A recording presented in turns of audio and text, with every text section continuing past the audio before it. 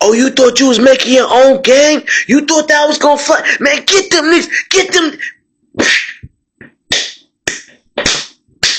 Yeah, yeah, nah, fuck that. What up, what up, what up? We are back. Who am I?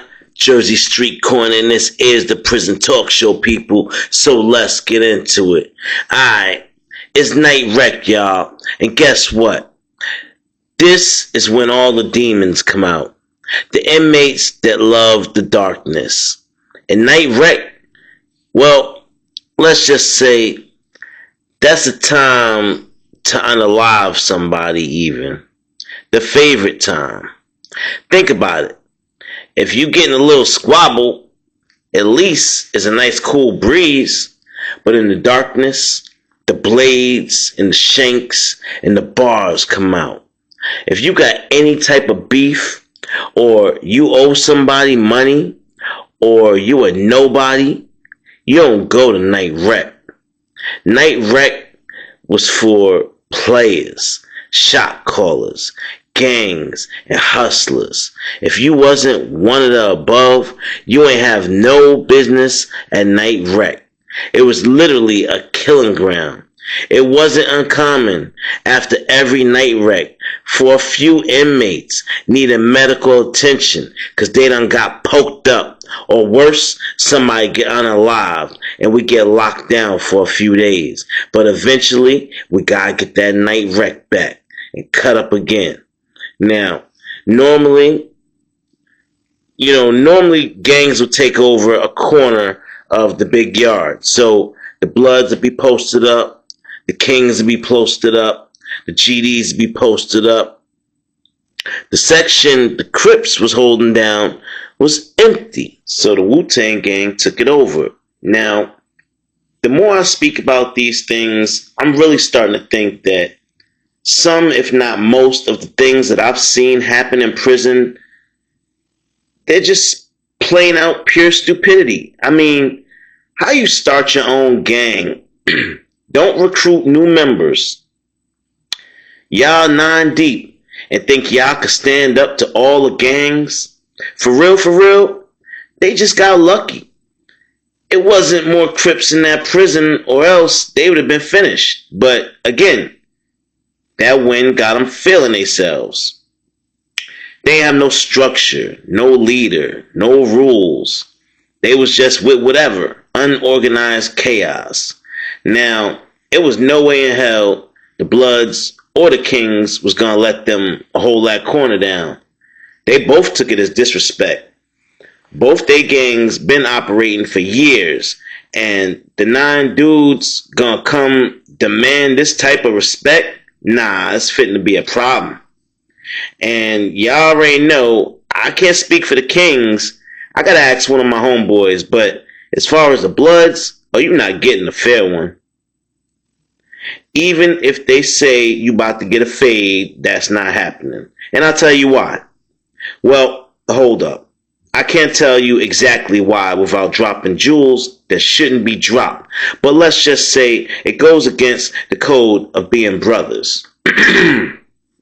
But anyway, Bloods and Kings link up, which wasn't uncommon. If you know, you know. Put it in the comment box. If you know, you know. I want to know how much I know about gangs, codes, etc. I can't tell you if you're right, but I want to know who I'm dealing with. And drop your city or state. Now will also be a great time to hit that like button and subscribe if you haven't already. Alright, back to the big yard. Now, in a nutshell, both gangs ended up destroying the whole Wu-Tang gang. I mean, all of them ended up in the prison hospital from being beat down. I mean, bad. They did them dirty. And it wasn't too much to talk about. Pretty much 3 members of the Wu-Tang gang got unalived over state property. Everybody going to war over a corner of the prison that belonged to the state.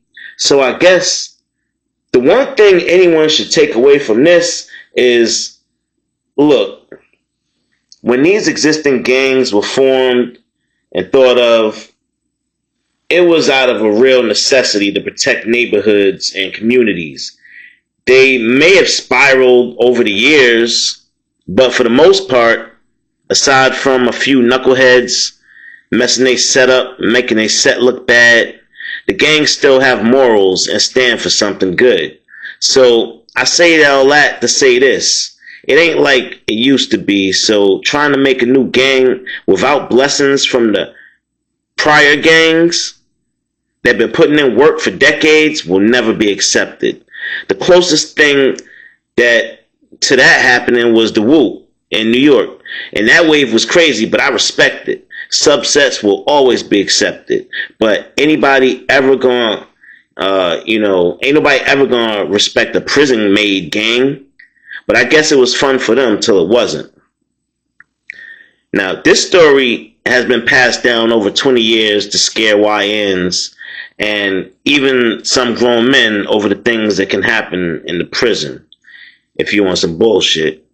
Some of them listened, a lot of them didn't, which is why in prison you will always cross paths with a crash out, y'all. That's a YN with something to prove. So if an OG don't grab that YN and teach him the ways, tell him to pump his brakes, he gotta be like a Jedi master. Teach the YN to pump his brakes. Slow down. Because if not, that's where you get the spinning the block from. That's where you get the popping the ops. That's where you get all the disrespect and the rah-rah. That's where you get the we can't live on the same planet from. That's where that comes from. It comes from not knowing. And you gotta think on the YN side, you young, 18, 19 years old, going to prison around gorillas, you got it in your mind, you just gonna have to pop off. It is what it is. Win, lose, or draw. But you cannot be taken advantage of. That's what a YN thinking. A YN ain't thinking somebody gonna train them and teach them, show them the ropes. Nah. A YN is wild. So you gotta be there to help elevate that young brother. Well, y'all, the Wu-Tang Gang was incapacitated and defeated. All but one, the YN Taheen, who they call Capadonna. He was in the building in his GED class when everything went down. So he was just getting wind of it when he got back to the pod. And it was on lockdown. Now, he shared a cell with Cecil, the master killer. And his cell was empty. Cap like, where the hell he at during the lockdown? Now, he knew it was a big fight just happened on the yard, but he ain't know it was his whole crew, and supposedly nobody got caught yet. Now, 3 dudes got on alive, so this lockdown was pretty long, about 4, maybe 5 weeks. Terrible. But I'ma fast forward, cause y'all don't want to hear how they ain't let us order commissary, or how we ran out of smokes and couldn't use the phone or shower. Y'all don't want to hear about the horrible sounds we heard coming from the cells of unfortunate inmates forced to lock in with the booty bandits that's pissed off they can't get out to their prison wives, but you there and available if he could knock you out. Y'all don't want to hear that. So let's fast forward. Lockdown over. The YN Cap, he's such a new member of Wu-Tang, nobody even knew he was affiliated. He got the upper hand. By now, he got the whole spill through random gossip. So, at this point, Cap, he ready to crash out. He grabbed his poker and he tucked it under his thermal sleeve. He made a beeline straight for the second tier, where all the bloods stay at, y'all. Now, at this point, this wasn't expected at all. And